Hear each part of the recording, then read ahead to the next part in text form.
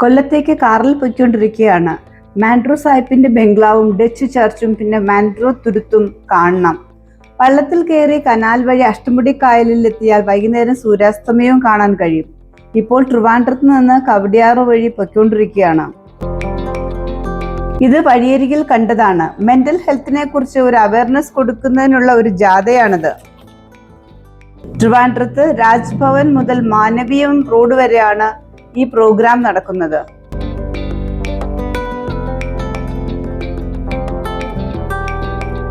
ഇത് തിരുവനന്തപുരം ജില്ലാ പഞ്ചായത്ത് കാര്യാലയമാണ്. ഇത് പട്ടം ഏരിയ ആണ്.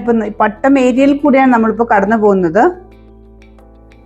ഈ കാണുന്നത് കേരള പബ്ലിക് സർവീസ് കമ്മീഷൻ ഓഫീസാണ്.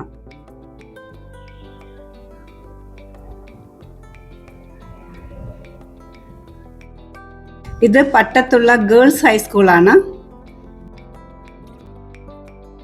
ഹലോ ഫ്രണ്ട്സ്, ഞാനിപ്പോൾ നിൽക്കുന്നത് MG കോളേജിന്റെ മുന്നിലാണ്. നമുക്കറിയാലോ, നമ്മുടെ ലാലേട്ടൻ പഠിച്ചത് ഈ കോളേജിലാണ്. ഇതിന്റെ മുന്നിൽ കൂടെ പോകുമ്പോഴെല്ലാം നമ്മൾ ലാലേട്ടനെ കൂടുതൽ ഓർക്കുന്നു. ഹായ്.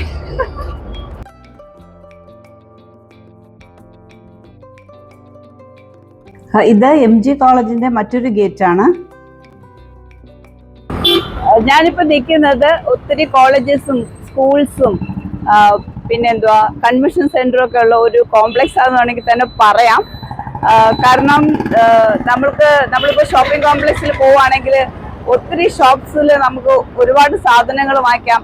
അതുപോലെയാണ് ഇവിടെ വന്നു കഴിഞ്ഞാൽ ഒത്തിരി കോളേജ്, CBSE, ICSE സ്കൂൾസുകൾ, അതുപോലെ തന്നെ കൺവെൻഷൻ സെന്റർ, ഗിരിദീപം, പിന്നെ engineering college, especially Mar Baselios engineering college എനിക്ക് വളരെ പ്രിയപ്പെട്ട ഒരു എഞ്ചിനീയറിംഗ് കോളേജാണ്. കാരണം എനിക്ക് വേണ്ടപ്പെട്ടവരെല്ലാം ആ കോളേജിൽ പഠിച്ചിട്ടുണ്ടായിരുന്നു.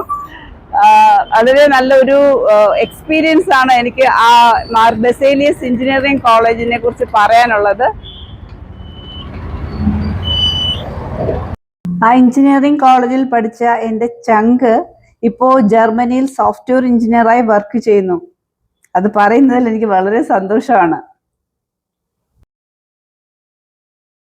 ഒരു റെസ്റ്റോറൻറ്റിൽ ബ്രേക്ക്ഫാസ്റ്റ് കഴിക്കാനായി കയറുകയാണ്. ഞങ്ങളിപ്പോൾ വട്ടപ്പാറ എത്തിയിട്ടുണ്ട്. വട്ടപ്പാറ ഒരു ഹോട്ടലിൽ കയറിയിട്ട് അപ്പവും കടലക്കറിയും മുട്ടയും കഴിക്കുകയാണ്. ഓക്കെ, കഴിച്ചിട്ട് ഇനി കാണാം.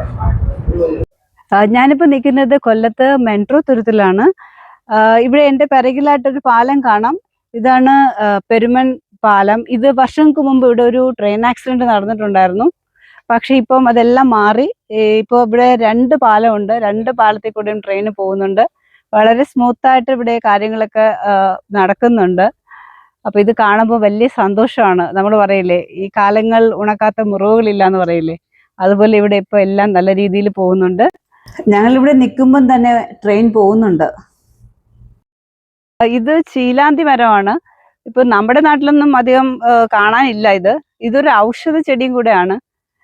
ഇത് കാണുമ്പോൾ ഇതിനെപ്പോഴും ഇഷ്ടംപോലെ വെള്ളം കിട്ടും. നമ്മൾ പറയില്ല, ആറ്റരികത്ത് നട്ട വൃക്ഷം പോലെ എന്ന് പറയത്തില്ല, ഇഷ്ടംപോലെ വെള്ളം കിട്ടുന്നു. അത് കാണുമ്പോൾ തന്നെ ഭയങ്കര സന്തോഷമുണ്ട്.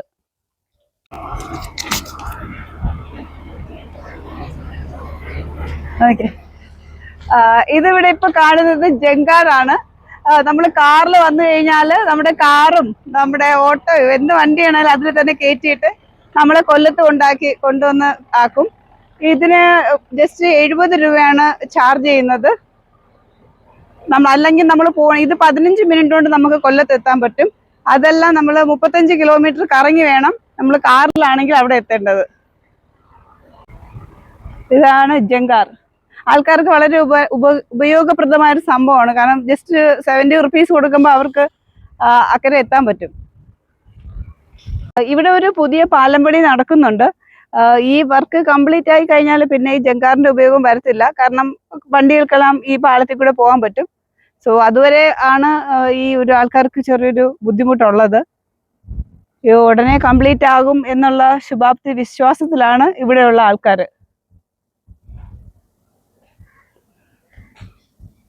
ഇവിടെ പാലത്തിന്റെ പണി പുരോഗമിച്ചുകൊണ്ടിരിക്കുകയാണ്.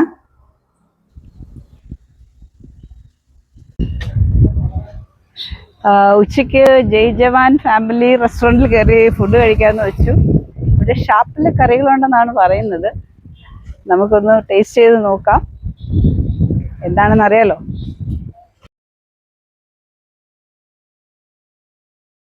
അങ്ങനെ ഹോട്ടലിൽ ലഞ്ച് കഴിക്കാനായി കയറിയിട്ടുണ്ട്. ഷാപ്പിലെ കറിയെന്ന് പറഞ്ഞിട്ടാണ് കയറിയത്. ഇവിടെ ഇപ്പോൾ താറാവ് റോസ്റ്റ് ഉണ്ട്, ഫിഷ് കറി ഉണ്ട്. കഴിച്ചു നോക്കട്ടെ, എന്നിട്ട് പറയാം.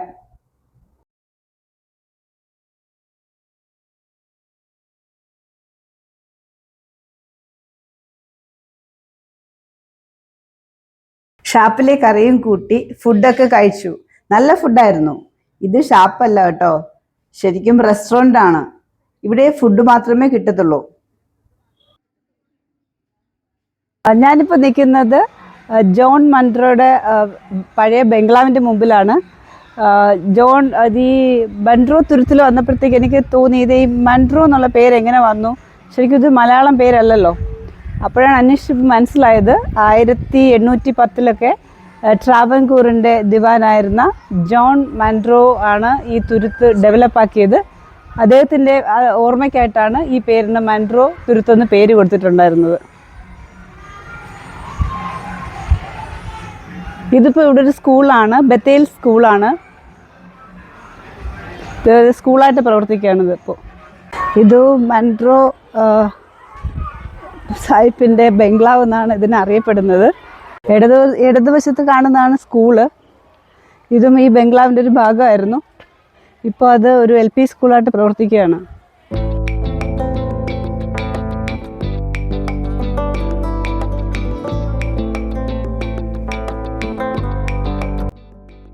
അതാണ് ബംഗ്ലാവ്.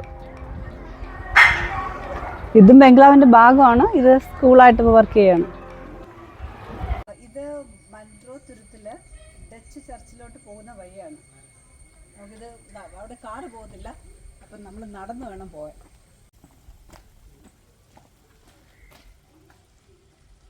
ഇവിടെ ചർച്ചിലെ നാട്ടുകാരുമായി സംസാരിക്കാൻ കഴിഞ്ഞു. വളരെ സ്നേഹത്തോടു കൂടിയാണ് ഓരോ കാര്യങ്ങളും ഞങ്ങളുമായി അവർ പങ്കുവച്ചത്. ഹിന്ദുക്കൾ താമസിക്കുന്ന ഒരു പ്രദേശം. ഹിന്ദുക്കൾ മാത്രം ഇവിടെ ക്രിസ്ത്യാനിയായിട്ട് ഇവിടെ ആരുമില്ല. ഒരു ഒറ്റ കുടുംബം അത് ഇവിടുത്തെ ആളുള്ള താക്കോലൊക്കെ ഏൽപ്പിച്ചിരിക്കുന്നത്. ഇതിന്റെ പെരുന്നാള് ഏത് സമയത്താണ് വരുന്നത്? ഇവിടെ കൃത്യമായിട്ട് പറഞ്ഞാൽ മെയ് മാസത്തിലാ. അല്ല, മെയ് മാസത്തിലാ. എല്ലാ മെയ് മാസം മെയ്യിലേക്കാക്കി. ഇവിടെ ഹിന്ദുക്കള് സഹോദരങ്ങള് 12 ലക്ഷം രൂപ 15 ലക്ഷം രൂപ ചെലവാക്കി അവരെന്ന പെരുന്നാൾ ചെയ്തിട്ടുള്ളതാ. ഞാനിപ്പോ നിൽക്കുന്നത് അഷ്ടമുടി കായലിന്റെ മുന്നിലാണ്. ഇവിടെ നിന്ന് നോക്കിക്കഴിഞ്ഞാൽ വളരെ മനോഹരമായ ഒരു തീരപ്രദേശം നമുക്ക് കാണാൻ പറ്റും. ഇവിടെ ചെറിയൊരു വള്ളം കിടപ്പുണ്ട്. ഇവിടെ നിന്ന് നോക്കിയാൽ നമുക്കൊരു ചർച്ച് കാണാൻ പറ്റും. ഇത് ഡച്ച് ചർച്ചാണ്. ഇതിന്റെ പേര് ഡച്ച് ചർച്ച് എന്ന് വരാൻ കാരണം ഇത് ഡച്ച് സ്റ്റൈലും കേരള സ്റ്റൈലും ചേർന്നിട്ടുള്ള ഒരു ആർക്കിടെക്ചറൽ വർക്കാണ് ഇതിൽ ചെയ്തിരിക്കുന്നത്.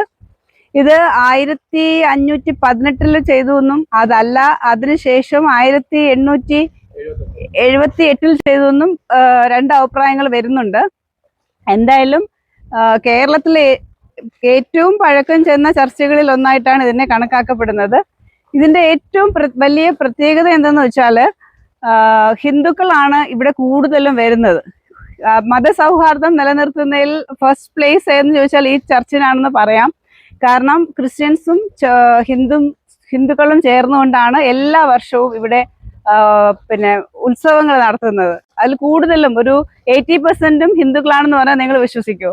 അപ്പൊ ഒരു മതസൗഹാർദ്ദം നമുക്ക് കാണണമെങ്കിൽ ഇവിടെ മാൻട്രോ തുരുത്തിലുള്ള ഡച്ച് ചർച്ചിൽ വരണം.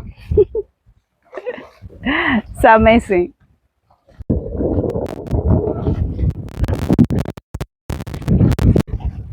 വെള്ളം വളരെ അടുത്ത് നമുക്ക് കാണാൻ പറ്റും. നല്ല പൊക്കത്തിൽ വെള്ളം നിൽപ്പുണ്ട്. പണ്ട് ഒത്തിരി സിനിമ ഷൂട്ടിംഗ് ഇവിടെ നടന്നിട്ടുണ്ടെന്നാണ് പറയപ്പെടുന്നത്. നമ്മൾ അഷ്ടമുടി കായലെന്ന് കേൾക്കുമ്പോൾ തന്നെ നമുക്ക് അറിയാം, മൈൻഡിൽ നമുക്ക് പെട്ടെന്ന് വരും. വളരെ ഫെമിലിയർ ആയ ഒരു പേരാണ് ഈ അഷ്ടമുടി കായൽ. പക്ഷെ അത് എനിക്കിപ്പോഴാണ് കാണാൻ കഴിഞ്ഞത്. അതിലെനിക്ക് വളരെ സന്തോഷമുണ്ട്.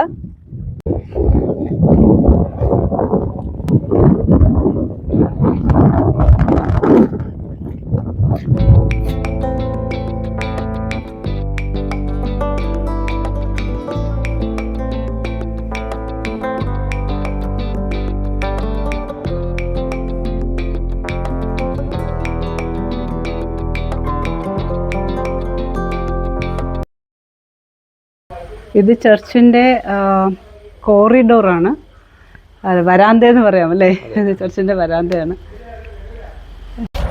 നേരത്തെ കണ്ട അതേ കോറിഡോർ തന്നെ ഈ വശത്തുണ്ട്.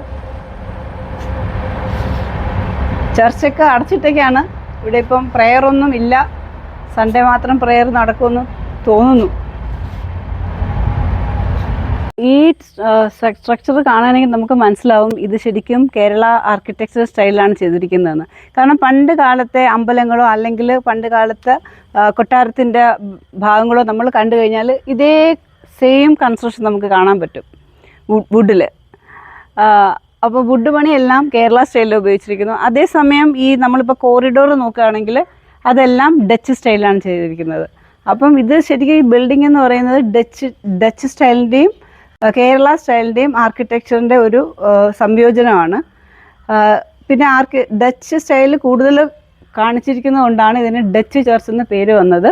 ഇത് ശരിക്കും ഈ കൺസ്ട്രക്ഷൻ ചെയ്തിട്ടുള്ളത് പോർച്ചുഗീസുകാരാണ്.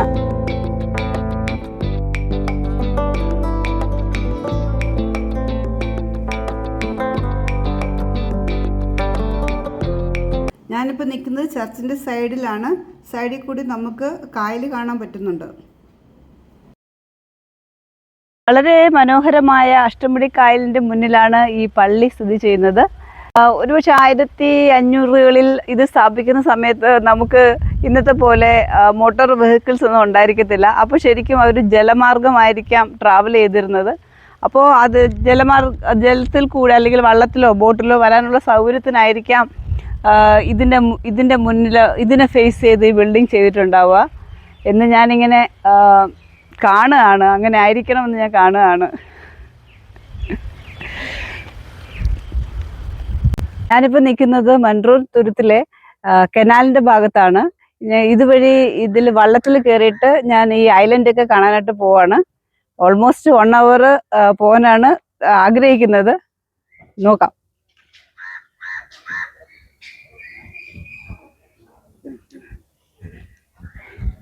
ഇതിൽ പിടിച്ച് കയറട്ടോ.